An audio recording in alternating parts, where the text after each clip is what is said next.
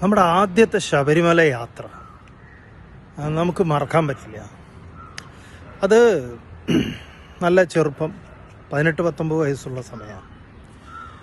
അപ്പോൾ ഈ Kozhikode road cross ചെയ്യാൻ നിൽക്കുമ്പോഴാണ് നമ്മുടെ മുന്നിൽ ഒരു അംബാസഡർ കാറ് വന്ന് നിൽക്കുന്നത്. നമ്മുടെ സുഹൃത്തുക്കളായിരുന്നു. അപ്പോൾ പെട്ടെന്ന് തന്നെ ഒരുത്തൻ ഡോറ് തുറക്കലും കേരള എന്ന് പറഞ്ഞ് പിടിച്ച് കയറ്റി. അവർ ശബരിമലയ്ക്ക് പോവുക. അപ്പോൾ ഈ പോണ വിദ്വാന്മാരിൽ സ്ഥലം ഉണ്ടായിരുന്നു അതിൽ. അപ്പം നമ്മളാണെങ്കിൽ ഈ പറഞ്ഞ വ്രതം എടുക്കലും ഒന്നുമില്ല, മാല ഇടുക, അങ്ങനെയുള്ള കറുപ്പെടുക്കുക ഒന്നുമില്ല. വിത്തൗട്ട് ഇൻഫോർമേഷനാണ്, വീട്ടിൽ പറഞ്ഞിട്ടില്ല, ഒന്നുമില്ല.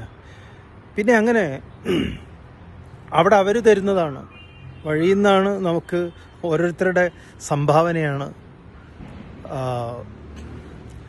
കറുപ്പുമുണ്ട്, മാല. പിന്നെ ഒരു സ്ഥലത്ത് നമ്മൾ അവിടെ പമ്പയെന്ന് താഴെന്ന് പമ്പയെന്ന് മാലയിടുന്നു. പമ്പയിൽ കുളിച്ച് മാലയിട്ട് കയറി വരുന്നതാണ്. തിരിച്ച് വീട്ടിലെത്തിയപ്പോൾ വീട്ടിൽ ഈ അത്യാവശ്യം പ്രസാദമൊക്കെ കൊണ്ടു കൊടുത്തപ്പം ഈ നമ്മുടെ നേരെ മൂത്ത ജ്യേഷ്ഠനൊക്കെ ഈ ഏഷണി കൂട്ടിക്കൊടുത്തു.